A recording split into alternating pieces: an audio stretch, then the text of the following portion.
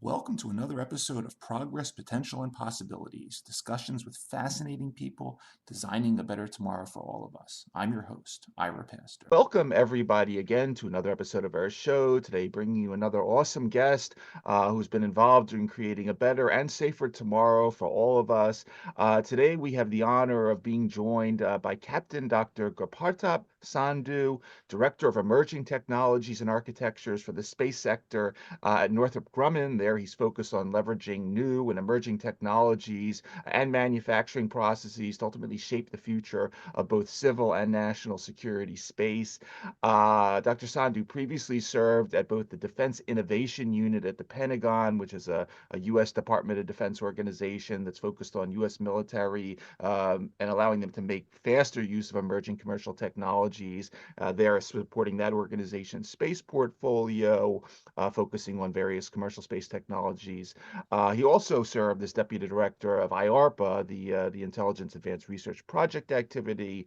They're supporting the director and their day-to-day management of the organization and helping them execute on that really diverse portfolio that we've profiled a bit in the past on these high-risk, high-payoff research programs for these difficult challenges of our intelligence community. Dr. Sandhoo previously occupied the distinguished visiting professor Robert Heinlein Endowed Chair in Astronautics at the United States Naval Academy, and at the U.S. Naval Research Lab, he headed the Spacecraft Engineering Division. He was also acting director of the Naval Center for Space Technology, and he was also a flight controller at NASA's Johnson Space Center and research and development engineer at the Johns Hopkins University Applied Physics Laboratory. Back in 1986, Dr. Sandhoo began to serve in uniform in the United States Marine Corps and the U.S. Navy, and is currently, as mentioned, still a captain in the U.S. Naval Reserves. He holds a bachelor's degree in mechanical engineering from the University of Maryland, master's in electrical engineering from Johns Hopkins, master's from the United States Naval War College, and both a master's and doctorate in aeronautics and aeronautics engineering from George Washington University, and is also an MIT Seminar XXI fellow. A lot to get into, a lot of really cool topics, really cool guy. Dr. Gurpartap Sandhoo, thank you so much for taking time to come on our show. Hey, thanks, Ira. GP works for me. Every time somebody says doctor or whatever, I look around the room. And also, I did retire from the Navy back in October, so hence the long hair now. So as of, I think it was 37 years, 2 months, and 10 days, I ended up serving uniform from 1986 onwards. So yeah, thanks for having me. This is great. I enjoy your show. I love the way you do this. And yeah, let's get into it. Absolutely, so looking forward to absolutely. It. Yeah. And again, based on that long history, I want to thank you at the beginning for your long service to the United States, and again, keeping us safe. But yeah, I'm really looking forward to getting into these topics today, GP, because you've been on such an amazing journey. Would love to start off, as we typically do, by handing things over to you a little bit to tell us more about the beginning. In reading about you, I enjoyed not just learning about a guy that you joined the Marine Corps, yet at the same time you're starting your freshman year at University of Maryland, and while you're taking classes, you're developing all these cool solar and methanol powered Formula SAE cars in your spare time, and then a couple of years later you're thinking about this gyro thingy on the Hubble Space Telescope that keeps failing. Take us back to those first couple of years. It all starts off pretty fast and furious. It does, and a lot of times it starts out of necessity. So obviously I migrated from India to the U.S. My sister was here, my mom was here, And I showed up here in '84 as a permanent resident. And it's different, that's for sure. And about 6 months into it, realized that I got to figure out what I'm going to do with my life. So I got a job at United Parcel Service, loading trucks. Back then, in those days, UPS paid you almost 11, $12 an hour. So you could work, and this was minimum wage like $3.50. So you could work 1/3 the time and make the same amount of money, right, on average. But it was loading trucks, and from 11 p.m. to 3 a.m. And that was kind of my first job. But I started college at the same time, and I was going through this stuff. And again, this is your audience that's a little bit older will remember. They used to have this commercial the Marine Corps did, where this guy is climbing up a mountain and slays a dragon on the top. I'm like, hey, that looks pretty cool. When I actually walked to a recruiter's office, I said, hey, I want to do that. He goes, well, here's what you can do. So you can enlist as a permanent resident. You just can't be an officer, and there's a bunch of jobs that you can't have. So it was a limited option that I could do as a green card holder. And one that was combat engineering. So I enlisted the Marine Corps and the GI Bill. And so my initial motivation was to be able to pay for school, somehow figure out how to go get my school paid off. But I liked it. It was great. It was one of the few places where you could actually, it does matter. It almost didn't matter who you are. It just mattered what you did to your teammates, right? And sorry, I'm drinking some coffee here. So that was Paris Island. People that have gone there, they hate it, they love it. They hate it at the time, but they love it afterwards, right? Because it literally forges you into something different. So I think that's why one of the best things I did was join the Marine Corps. It was painful, it was hard, but it was great. And so I started college. I continued through the Marine Corps, and my goal was, again, you never know where you're going to end up. So my plan was that I'm going to graduate college and I'm going to go be a Marine Corps officer, and I wanted to go fly. So that was the plan. And so I was going through this package, through the processing. I had got my citizenship, and then Saddam Hussein invades Kuwait, and I was still a sergeant in the Marines. I had my undergrad. I was like, they're like, hey, everybody's getting activated, so we heading over to the desert. They're like, wait a minute, I'm going to be an officer. They're like, no, you'll be an officer when you come back. For now, you're heading over to the desert, sergeant. So I'm going to Desert Storm as a platoon sergeant. Did that, and that was, the hype and literally I was a senior guy in the company. We got attached to a hospital company, and I was kind of so you have. I don't want to get into the whole how the Marine Corps does medical, but I ended up in a medical unit. Supporting the doctors and the corpsmen and all the support that goes to them. We came back in June, and I called the recruiter back up, and he said, I don't have any need for any officer in the Marine Corps. This is 1991. The wall had come down. There was a big drawdown in the military. And just so happens that the NASA Goddard had a program called Program for Research and Engineering Space Technology, and I applied for that. And I got accepted to that. And they paid for my master's. NASA Goddard paid for my master's and my doctorate. And it was during that schooling, I took my very first class in spacecraft engineering from a guy who ended up becoming the NASA administrator, Dr. Griffin. And I said, that's what I want to do. I want to be in the space business. So how sometimes a single point can kind of change the trajectory that you're on, right? Mm-hmm. And after that's all I wanted to do, right? So I ended up getting a master's there. And at the same time, he actually encouraged, and I started flying lessons with him. Mike's a great pilot, great engineer, excuse me. And off we went. And he encouraged me to apply to the astronaut corps. And like, Mike, they don't pick, guys like to be the astronauts. And he's like, well, how do you know? Your job is to apply. So I did. I didn't get accepted, but I did get offered a job down there too. And that's how NASA used to do those things, right? I interviewed 4 times, never quite made it.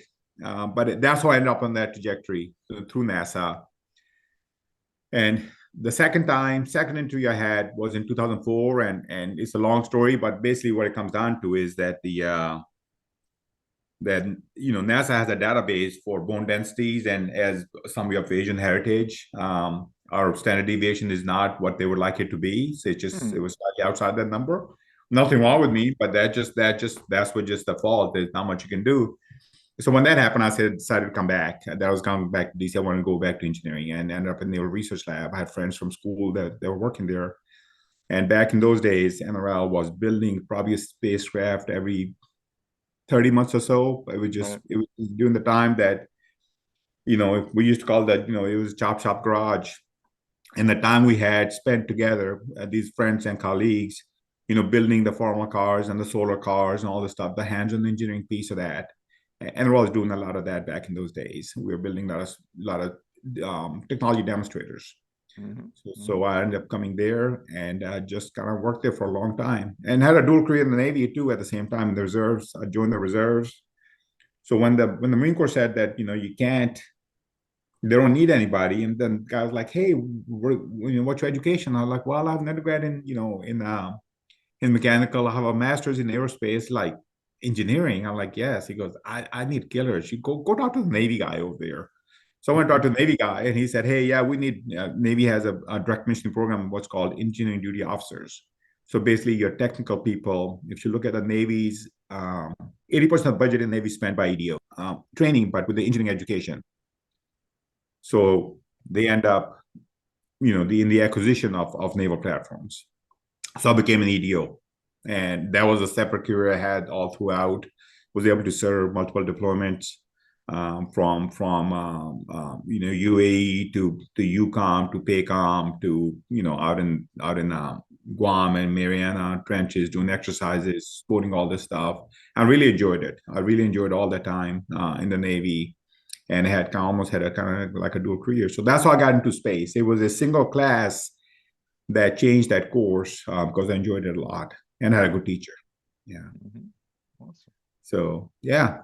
Yeah, it's no, it's I'm enjoying, thinking about this journey and listening to you to sort of talk about the beginning of it all. And I thought, we could and again, you have a rather impressive sort of publication record here, and I thought we could hop into some of the different areas that you touched on, obviously leading up to what you're doing now. And I thought a really interesting place, just because the topic is kind of obscure and esoteric for most of us, but would be your 1997 dissertation entitled "Panel Flutter Suppression with Active Constrained Layer Damping," where here you're it's at a time which you talk about in your PhD, where we're developing all sorts of interesting new materials that are thin, that are flexible, and whether it's missiles or airplanes or space shuttles or whatever the case may be, these do things too. And I had to learn a little bit about aeroelasticity, which is a really cool concept. I'm a life sciences guy, so I don't run into that term that often. But we got to think about, as we get to these novel materials, what does that mean for flight? What does that mean for vibration and shimmies and all the other things we see in the movies? Talk about your PhD, if you would, a little bit about how this topic. Yeah. So this is mid 90s, right? Active, smart materials, smart structures is emerging technology at the time. And it has application across multiple domains, right? It applies to, anytime you have, so aeroelasticity, the flutter is a known phenomenology, right? I mean, there's many test pilots that dealt with that. And when you look at our missiles, they tend to be pretty beefy, but a lot of our rockets are essentially eggshells, right? They are very, very structurally very thin. The mass fraction, that term is called mass fraction, right? The more mass you have to carry, the amount of mass that is not useful is we always trying to minimize that. Right. So like I said, in the missile business, you have to have beefy missile because you're pulling high G's and you're maneuvering very high G's, right? So that tend to be pretty beefy. Missiles tend to be mass fractional, like 0.7 or something like that. Means that 7% is propulsion, is propellants and other things, but 30% ends up being structure in a missile. But the rockets and some of the other thinner ones ends up in the 90.95 kind of things, right? So it's mostly propellant. So trying to come up with and flutter is critical during the transsonic region, right? That's when this aeroelastic instability happens. when things basically they fall apart. We have had too much of that in the missile and rocket business, but in airplanes, that was a phenomenology that was long held. Yeah. And the cool thing at the time was that these smart structures and materials that were evolving. How do you apply these things, aeroelastic materials, viscoelastic materials, to be able to sense detect the onset of flutter? The earlier you can detect and suppress that, the better off you are. Mm-hmm. So, and that was my dissertation essentially. It was being able to sense that immediately, and these viscoelastic and piezoelectric materials can actually both as a sensor and an actuator. So Mm-hmm. as soon as you sense it, you can reverse a signal on it and apply it back in the opposing directions to detect and suppress the vibration, and you can essentially nip it in the bud. Yep. So that was my dissertation. That was a long time ago. I haven't talked to that in a long time. At the time I was working in Standard Missile Company when I was trying to do this, and I was working with, actually I was a GW, but my advisor was Dr. Boz at Catholic U. He was Right. a pioneer in this area. And he was applying this stuff to, rotor dynamics for supersonic and hypersonic flight, and also in the industry domain. That's there too, in submarine shells and in submarine structure and things like that. So it was the advanced constraint damping is what we called it. So you constraining the amount of vibration that instability that can then propagate. Mm-hmm. Mm-hmm. So yeah, it's a walk down memory lane there. I haven't used it much since then, but not but it was no, it's yeah, again another important piece of aerodynamics and aeronautical engineering that we have to solve. We had to solve at the time, and I know it's just important that this was a piece of again the evolving puzzle. So I appreciate you sort of giving us the top line on that one. And you know what? In retrospect, and since then, SpaceX has done this, right? The problem of landing a rocket, we did consider, because it's inverted pendulum problem, which is a very hard problem in control system engineering, right? It used to be a very hard problem in control system engineering. How do you stabilize a pendulum that's upside down? And that's essentially what SpaceX does these days, and so does Blue Origin, right? That is a technically challenging problem, but they solved it. And I think at some point I did talk about it, like, will it be possible to, do that as a dissertation? But I guess they're like, no, that you can't do that. And maybe should have not listened to that. But anyways, but it's done now. Yeah, it's a done deal now. Yeah. Yeah. So yeah. So I did do that, but it was a lot of long nights, a lot of testing in the wind tunnels, and it's all good. It's all good. Yeah. So no, perfect. So then so a few years then go by, and then I think another really interesting place on this memory lane journey is in 2005. And here, you're at the NASA Johnson Space Center now, and you're publishing on rendezvous and docking for space exploration. And again, you point out in this paper, hey, it's 2005. We got a lot of things up there that are not just the space station and our shuttles. There's a lot of different crafts, many different countries, and we got all sorts of sensors and mechanisms and thrusters, and thinking about autonomous docking. And if we don't do that right, things go very bad in space. Talk a little bit about this time, because it's 2024 now. We got a tremendous amount of stuff flying around up there that needs to get together and communicate and merge. Talk about this era, if you would. Yeah, so that paper actually came out of because I was a rendezvous guidance guy at NASA Johnson, right? Trying to learn more about that stuff and going through the training pipeline, and Columbia happens, right? And literally all flight mission operations kind of came to a screeching halt. The only thing that was going up to a space station was the Russian Soyuz and the Protons, and a little bit of the HTV, which was the Japanese and the European vehicles that were going up there. So shuttle stopped flying, and I was a shuttle rendezvous guy at NASA, trying to be a flight controller, sitting in mission control, do that. But at the same time, President Bush had announced that we are going to have exploration and going back to the moon and those kind of things. So start thinking through, like, how are we going to go do that? What are the problems that need to be solved? We have done this before. We had gone to the moon.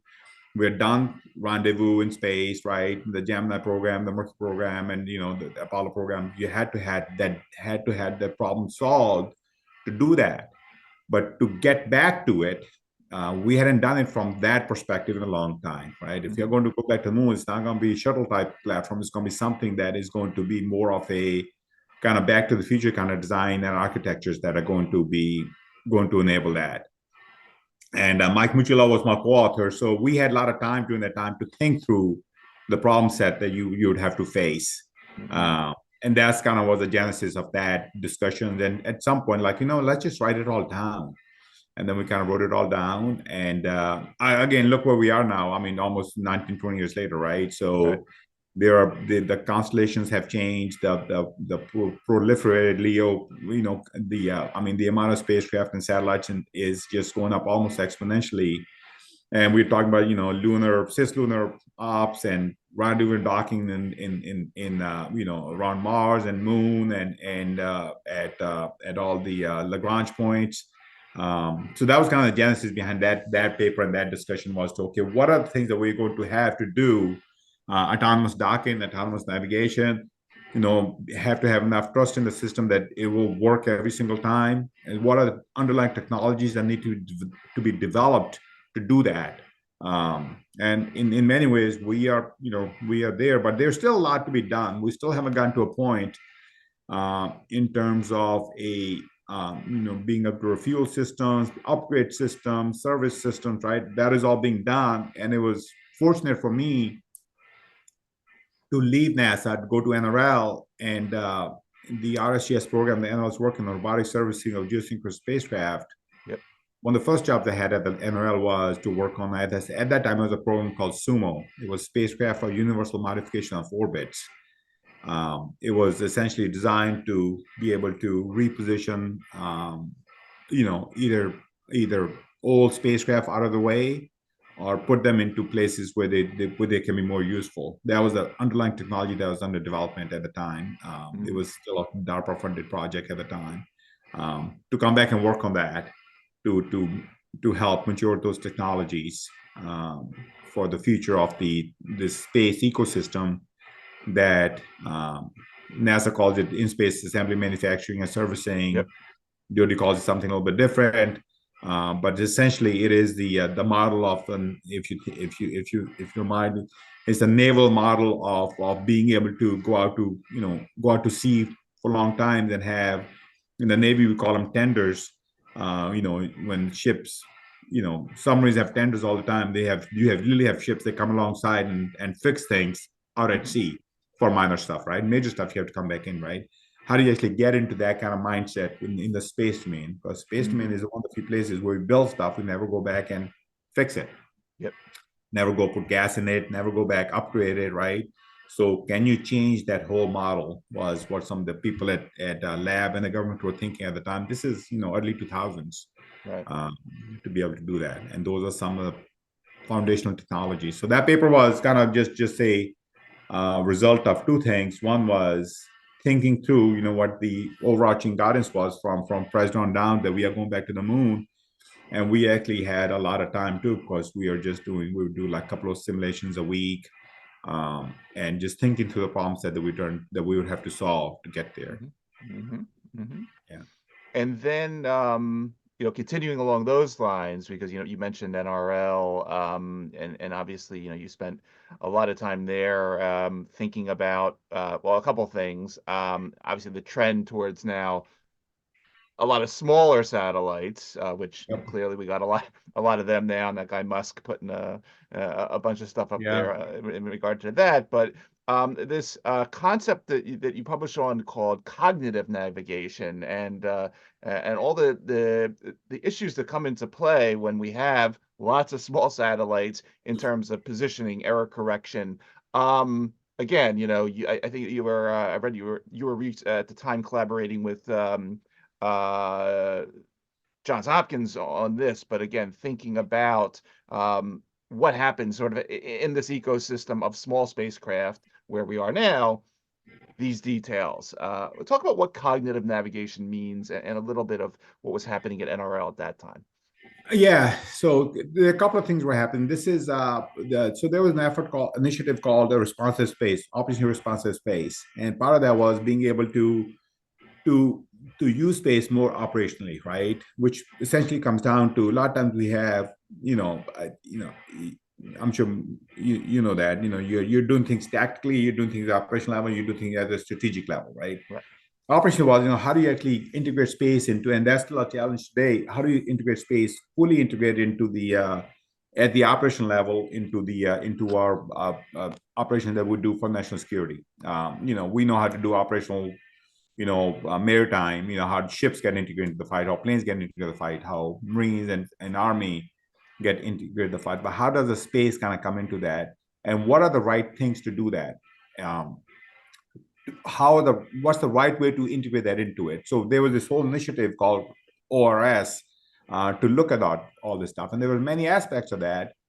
And one of the aspects of that is, and I can give you a simple analogy of this one is at least in my head is we always plan things to do. It doesn't matter what it is, even as something as simple and fundamental as a patrol in the Marine Corps, for example. You have a fire team that's on a patrol. You kind of have a mission to go explore this area and see what you find, right? Let's just as simple as that. But as you're going on this patrol, you may see or hear something, right? So now you have to take whatever you're doing and go investigate this thing, right? That essentially is cognitive navigation, right? If you think about it, you Sure. saw and heard something that was not on your original planning deck. Now you have to go explore that stuff. You have to make a decision at that time to say, okay, this is something more important than that whatever mission I was on. Now I need to go explore this stuff and see what it is, investigate that. And if that's maybe more important than the original mission I was on, I don't know the answer to that. But you're using cognition to make that decision at the time you're doing this, right? Mm-hmm. Now in space, we don't do that yet, right? We are in orbit, we are doing our thing. But if you see something, how do you actually decide that, the term is ATR, automated target recognition. So how do you get off your original plan, go off and do something else that may be more important at the time, and then get back to the plan you're on, right? That decision making that we as human beings can do it all the time. We do it all the time, right? But how do you actually start building systems in the space domain that can do that? Because if you look at the challenge set that we have to face, the timelines that are needed to be able to make these decisions and to detect these things, assess them, inform somebody about what it is, so they can make a decision to act upon that. Those timelines are getting much shorter. Right. So you need to be able to have that cognition on board the system and the platforms, and actually at the system level, then at the system level, right? Be able to do that. So you can coordinate stuff, right? This may be, again, I can go back to the very simple example of a Marine Corps squad that is doing that. So you may have to go back and tell the rest of your fire team, say, hey, by the way, I know we had this other mission, but now important thing we need to focus on right now for the next whatever amount of time. Then we'll go back to the original plan that we had, right? So that cognition that we have done as human beings for a long time is not. It's getting there, right? With the advanced technologies, the machine learning algorithms, generative AI, artificial intelligence, right? All the stuff is getting there slowly, but the integration is what's critical. Sure. And that's what at least the cognitive navigation aspect of that's what that was. Awesome. Yeah. Really cool. Yeah. Yeah, no, I appreciate you going into each of these because I really want to outline, for the listeners, sort of the degree of where you've been and the types of problems you've been thinking about. What happens next, though, is you move from research roles into I guess I'll call it more managerial when we get into some of what you were doing at both IARPA and DIU, and in here, we profiled some IARPA guests in the past and others in sort of the ARPA family, and an amazing model that we see propagated not just in our government with things like ARPA H nowadays, but in the private sector too, where people are beginning to realize that, hey, maybe we should give some of these scientists the ability to think and work on stuff that doesn't require a product maybe right away, and reduce the stress. Let them think on the cutting edge. And then at DIU, you're almost acting like a venture capitalist there, and we profiled the groups like AFWorks and Naval X, and again the component of we don't normally think about our Defense Department, but investing in the earlier stage research, investing in the private sector, and the collaboration on the defense tech front. Talk about some of these experiences, because I think they're very Oh, important, absolutely. and Absolutely. and Yeah. for the understanding that we do a lot more in our Defense Department than just what we conventionally think about and fighting the battles. A lot of important STEM work on both these fronts. Yeah. So I think those organizations get back to the fundamental human mindset, right? It's the curiosity piece of that, right? What don't you know, right? There's people that have this desire to kind of see, always be like, there's a lot that we don't know. We just don't know. Only know what we know. So I think the ARPA type problem set, and there's a different scaling of that up and down, depending on where you are. Sometimes you kind of know up, so it typically starts with a problem, or at least for the ARPA side, right? You start with the problem that you're trying to solve. That if you think, well, you can solve, you can do X, X, and X, right? So you can get after this problem set. You're starting with a problem in the ARPA type, and it's not just a simple problem. It's a vexing problem. It's a dragon slaying problem, so to speak.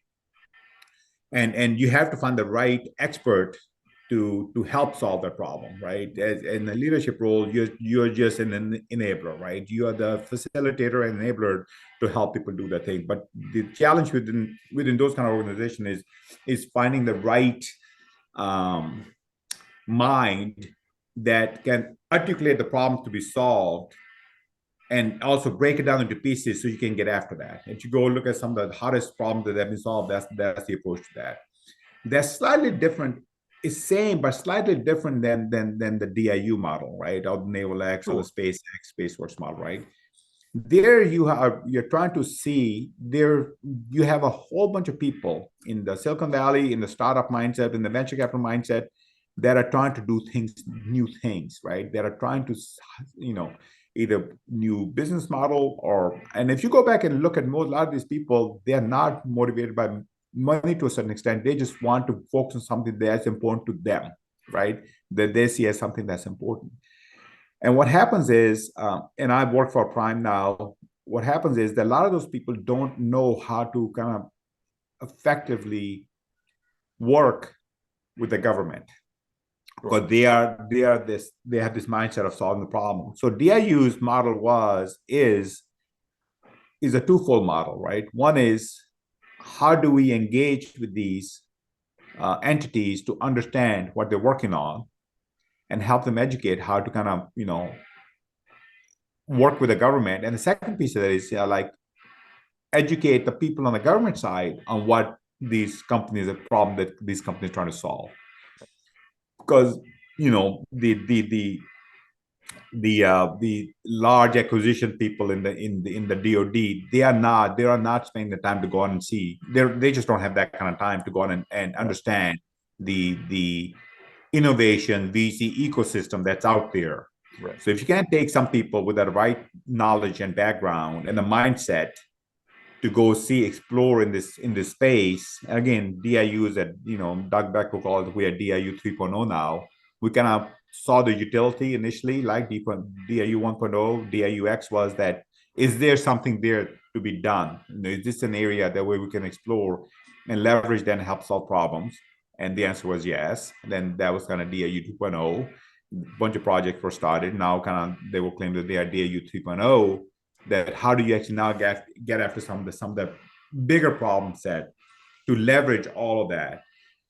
And I think if you go back and read, go back and look at history, United States is kind of unique in this from a, you have to go back to Never Bush, right? When this government industry academia mindset was started, right? How do you actually combine all three of these forward-leaning, very capable academics, which we didn't have that many VC back then, but there was a lot of stuff that was getting done in the universities, right? Large industry that can do things at scale, right? The what with Northrop Grumman's and the Lockheed and Boeing's of today. Back then, there's a lot more companies, and certainly the government who is trying to apply these things for prosperity, security, and the things that the government is supposed to do. I think there was a much tighter combination, a little bit maybe in the 50s, 60s, 70s from that. I think from that, it slowly kind of had gone, kind of diverged a little bit. And you had a bunch of clients that were doing this piece. You had some academia that was doing this piece. But I think what these new models have done is kind of reintegrate the back end to a certain extent. We have expanded the fold of pulling in these advanced minds who are trying to solve these problems and coming up with the Silicon Valley mindset, so to speak. If you go back and talk to some of the old timers in Silicon Valley, they'll say that Silicon Valley was actually created by the Navy for the during the 60s and 70s. Yep. When you look at the strategic and the nuclear triad problems that they have to solve, you had to have rocketry, you had to have electronics, you had to have structures, right? All the stuff was kind of concentrated in that area. So I think it's just bringing them back into the fold to leverage all the knowledge and expertise to get after some of the problems that we have, and hopefully do it at a speed that's faster than we have done in the past. Mm-hmm. Mm-hmm. But things are evolving faster than we have been in the past. Absolutely. So that was fascinating time. That's a great way to kind of end my Navy career at DIU. Yeah. And now it's I'm on the other side to do this at scale. So the other piece, let me go back to IARPA for a second. I had never been in the government side. Most of my time at NRL was focused on, you investing in some key technologies, and hopefully, you can go get funding at some point to go build those systems. NRL is one of those places that they call it a working capital, but essentially you are you don't have a budget to start with. You actually are writing proposals to get the work that you're getting in. So you have to have work that you're proposing has to be relevant and important enough that somebody's actually willing to pay you for it, right? So you're getting strong funding from places like DARPA or other government agencies to do the work. You have to have a compelling proposition to solve a problem that is critical, right? And you also have to kind of, you're not allowed to compete with industry, but you always have to navigate the stuff that there are things that the industry is going to solve for you, but there's some problem that the industry may not solve for you, but they're strictly a military or a Navy problem from a technology perspective, right? That's kind of what the people at NRL are focused on. What is that? If you were to draw a Venn diagram and the circles don't overlap, right? There's a problem set that needs to be solved. How do you invest in those areas and those technologies? And you're doing the same thing that the VCs do to a certain extent. You're betting on some of these things that, if you go after that, is that going to be a right solution? And sometimes it's not. Sometimes, you put it on the shelf, say, okay, that's not it. Let's just keep going. So, but you have to have, it's a bottom up approach to emerging problems and emerging technologies versus a top down, which is somebody write the requirements, so you go off and you build those things. Mm-hmm. So IARPA is one of those places where they actually fund these kind of things. You have to have the enough understanding, and the director at the time, she was great at that, and the program officers, and certainly the office directors. It's a constant cycle of simple one-pagers problem set that you're just getting them in, and you kind of vet through those, and you go to the next step. Okay, this is real. Let's go. Let's get after it, right? So that was interesting from that perspective. And then there's also the money side of stuff, right? You're on the funding side of things versus the receiving side of things. Right. So that was a good experience from that perspective. Yeah, no, it's I've always been extremely impressed by all of the ARPA related guests that I've hosted, and sort of the, not just the breadth of the portfolios that they had to manage, but just the depth of their understanding of these emerging technologies. So no, they've made for great shows. I always enjoy also seeing not just what they do, but ultimately where they end up and what they do next. And it's equally fascinating. Yeah. But look, here you are. I'm talking about you were pretty much leading IARPA. I was the And deputy, so you're doing the in and down and in stuff, right? And promote you. the director is doing all the out and Sure, up and out sure, stuff. And yeah, but it was fascinating because the minds and the ideas that you see are just, yeah, I mean, yeah, it just, I mean, it's the whole spectrum, right? yeah, And I wish there was a lot more money to go do these things, because there were some bad ideas, but majority of them are great ideas and great problems that need to be solved. But at some point you have to prioritize and sure, see which one you can get after. And sometimes there are things that you just can't get to because technology is just not there yet, right? So sure. you have to say, okay, we're going to wait for this one, Yeah. right? Yeah. So yeah. Talk, Jimmy, talk, based on that. I mean, and again, yeah, you finish up this awesome, as you said, 37-year career of service. Now you're in the private sector at Northrop. Again, here's a company that sort of plays in all the domains that we're chatting about in terms of security, commercial space, continuing thinking about exploration. So looking in all directions. You got a cool title and you're involved in emerging technologies and architectures for the space sector. So it kind of, I mean, hopefully it sort of sounds like you got a little bit of IARPA type stuff you're doing there, in the sense that you're allowed to play and think about the emerging stuff. At the same time, obviously, I read about this Northrop NASA James Webb Telescope deal that's going on. What are you working on today that you can talk about? Obviously, don't go into anything confidential, but talk a little bit about the future and where you're thinking about positioning some of these technologies and architectures in the new system in the private sector. So it's the Northrop does things at scale, Yeah, right? They don't do onesie twosies, right? So sure, so it's a whole different level of scaling that I'm used to.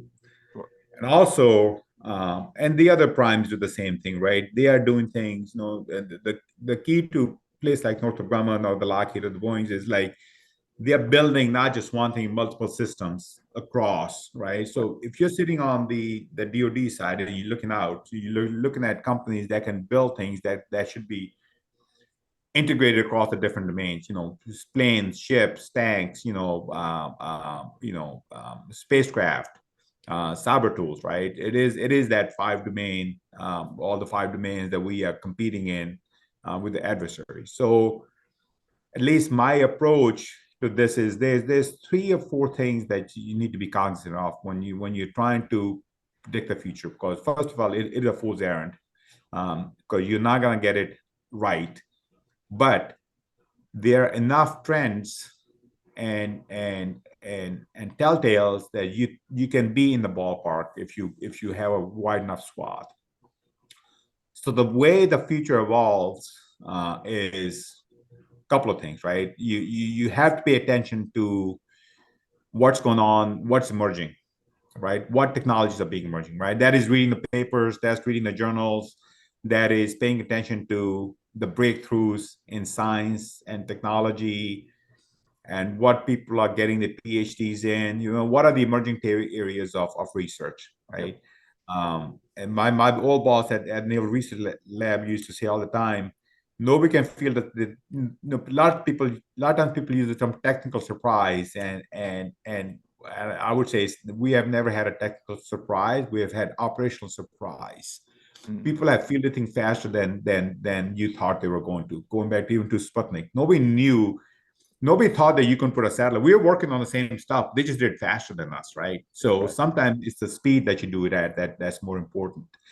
But there were plenty of geeks in the United States that knew what you could do with a satellite. They just weren't fast enough. We just weren't fast enough. The Russian were faster than the Soviet Union was faster than us, right? So if you stay at the kind of edge of not just our knowledge, but human knowledge, right? Is it mm, hard to get surprised? So how do you stay on top of those kind of things? What are the relevant technologies? And my focus is very limited too. I try to stay focused on the space things that are going to impact the space domain only. There's so much technology, especially in the synthetic biology and all the other stuff. There's so much going on. It is hard for one person to stay on top of that, but there's a handful of things that I think are relevant from emerging technology perspective in the space domain that we need to pay attention to, right? Okay. So that's one piece of that. The second piece of that is to look at how can you use the same things differently. How do you employ them differently? And SpaceX is a great example of that. They have disrupted the market because they refuse to go with a model that had existed for a long time, right? It's not new tech. It's just a different way of approaching that technology. And others have done that in the past too. We've seen that happen in the past. And the third piece of this is like, what are the problems that we are going to have to deal with from a national security perspective? What systems, capabilities you will have to overcome and prevail in the future, right? So that's kind of the third piece. So when you kind of combine all those three things together, what's up and coming, how can you use it differently, what problems that you're going to have to face, that kind of is the crux of my thinking or my job, so to speak. When you put all those three together, what additional capabilities are you going to need? How are you going to do this? What is coming that you need to leverage?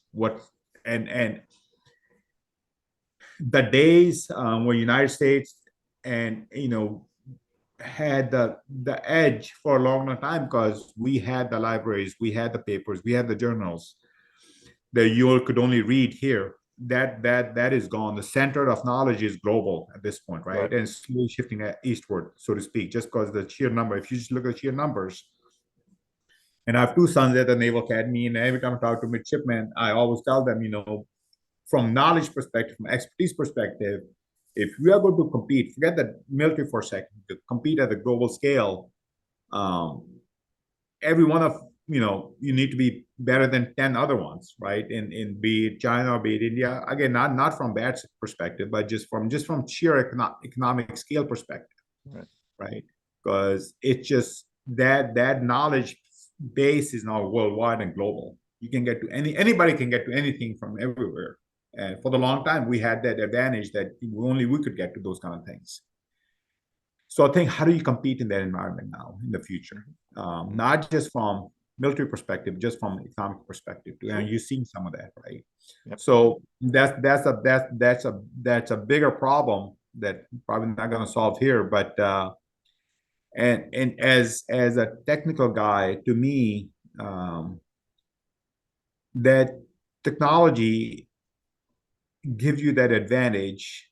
That if you can seize that advantage earlier, you can capture market share, you can have better systems, you can prevail better in the fight, right? So it kind of underpins a lot of the stuff. Again, that's a technical guy's perspective, not I'm sure if there's an economist or somebody else that they may have a different perspective. But I think the advances in technology, and you can go back historically and see how societies and institutions that developed key technologies earlier, if they leveraged it earlier, they were able to do better than others. That's going back to farming and hunting and the bow and the longbow and the mechanized warfare, right? Tanks, submarines, planes, ships, right? If you look at all of this stuff, right, how not only from the military perspective, but also from the economic perspective, you end up better, right? So that's why I've stayed in the technical area. I believe it underpins our future and our future prosperity, not in the DoD, but just broadly across. And so that's my kind of perspective on this, Ira. I mean, other people may have a different one, but to me, that stuff is important. So I agree. Geeks and paying attention to where these things are going is important, I think, and how do we leverage that? So that's kind of my focus. It's one thing to be in the military and doing things, and a whole different level of commitment that you have when your kids and other young people that you care about are going off doing their stuff. So, and the other folks have is like, how do we help them? How do we make sure that our future generation of naval officers, Army officers, Air Force officers, Space Force officers have the right tools and technologies so they can prevail in the fight. Mm-hmm. That's the other focus we have, that I have personally have my personal commitment to that, because of our kids. But Sure. yeah, so that's the motivation there. Yeah, no, it's awesome. It's awesome. Yeah, It's yeah, and again, it's you're coming full circle, and yeah. academia, public service, now in the private sector, and Yeah. it's all being connected. So no, I'm excited for you, and Thank you. Yeah, I'm you know excited too. This is great. It's different, but it's I'm getting used to the commercial sector. Is different, but underlying goal is the same. right. Solve problems.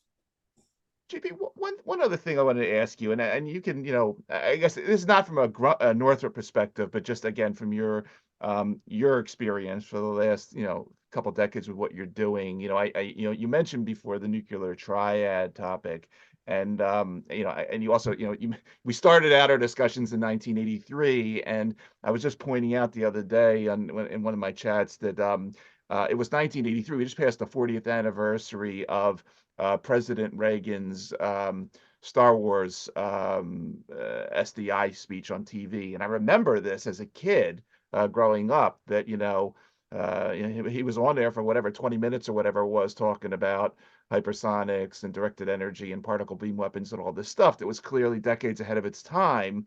But as you're pointing out, technologies and all fronts have evolved, and I would just love to get your thoughts from a 2024 world. And again, this can be not with a Northrop hat on, or a Navy hat on, or you can just be with a GP hat. Your thoughts about that whole sort of domain, and our need to be superior, let's say, in it, with the 2024 technology set. Do we need to look back at that with sort of the world we're in today, and think about some of those tools that may have matured, that we should be playing around with? I know Yeah, others would argue now we shouldn't militarize space to that extent, but I'd love to get your just GP thoughts on this. I'm not sure how much time we have. This is where the thoughts come down to, at least in my humble opinion, in a nutshell. Please. I'm not a big. I call it the open carry concept. I'm not a gun nut or anything like that. But if you have, when people have an open carry, when you have something, this is all cowboys, right? Sure.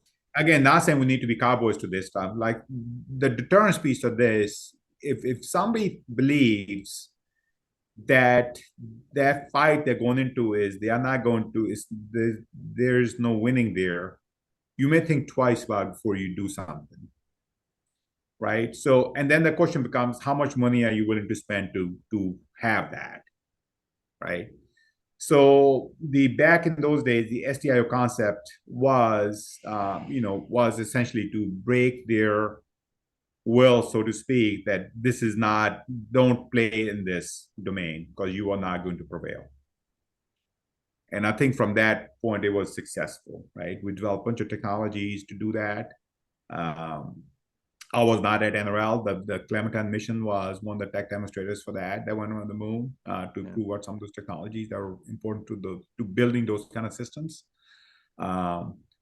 So again, how much do you invest in that domain? Now, if ever behaves properly and is focused on, that's fine. But you have to have the capabilities to be able to, so going back to Clausewitz, force your will if you need to, right? Yeah. So, but we have to be able to defend our systems. We have to be able to execute, if needed, what needs to be executed to prevail in the fight, right? And how much do you go into that? I think that's probably where a lot of this stuff is coming from. Technologies have matured. There's multiple ways to do this, especially these days when you look at fully integrated five-domain fight, space. So, I was looking from a speed of light perspective: cyber, space, air, maritime, and terrestrial, right? Right. If you look at those timelines for those in those areas, we're talking milliseconds, seconds in the cyber domain, maybe minutes to hours in the space domain, hours to half a day in the air domain, then days to weeks in the maritime domain, and then weeks to months in the terrestrial domain, right? If you look at it from that perspective, how do you actually build systems and capabilities that are integrated across all those domains to be able to do the job that has to be done if you're going to be able to defend and or project power to stop things that are not in our national interest. I guess I'll say that, right? Yep. And then at some point it becomes a collective national interest also, not just the United States, but our allies and partners from economic perspective, from prosperity perspective, right? So how do you protect a way of life, so to speak? That's kind of I know that's at a big level, at a high level, but look, that's kind of you have the experience in all these domains, and I wanted your top line, and I appreciate that, because it's something, again, it's always, I'm a life sciences guy, so I just look at it, I think laser beams are cool, but thinking back when I was a kid, I'm like, damn, if this is one extra step that could stop nuclear annihilation, hey, we need to develop these tools. I remember watching the thing on TV back in 1983, and I think, wow. But no, I appreciate you giving a. And life science is another one, right? The biology is another one, right? That we need to be, there's a lot we don't know and understand in there. Oh yeah, that's one of those areas that is vastly misunderstood. Sure. Right, and it's a rich, and that's why it's great to see things like ARPA-H now, right? To get after some, right? So yeah, absolutely, yeah. JB, one other thing while we have you today, and I do really appreciate your time. You've taken us into aeronautics and astronautics and mechanical engineering and national security. Coming back to you though, one thing I did not mention along this journey of everything you've been doing is that I hear that you are really good at running really long distances. And talking about the life sciences and human potential, would love to hear a little bit about how you got into ultra marathoning and ultra running, and if you're doing any races coming up. I just did the gunpowder head, so I'm not really good at it. Just so you know, just to be clear, not really good at it. At least you try. At least I try. Yeah. So this is a life sciences topic, so to speak, right? Yeah. So I try to read a lot, and supposedly, if you're running, and once you start burning, your energy, and it clears your mind. And I can't remember where it was, that the reason that happens is that back in the time when we were hunter-gatherers, your senses become more acute when you're running on hunger. Because you want to be able to detect and see things. Going back to cognitive navigation now, right? You want to be able to sense and hear things, right? So that kind of explains. So the reason I run, and the reason I do these things, is because it literally clears my mind. Absolutely clears my mind. After 20 minutes into it, your mind is as clear as it can be.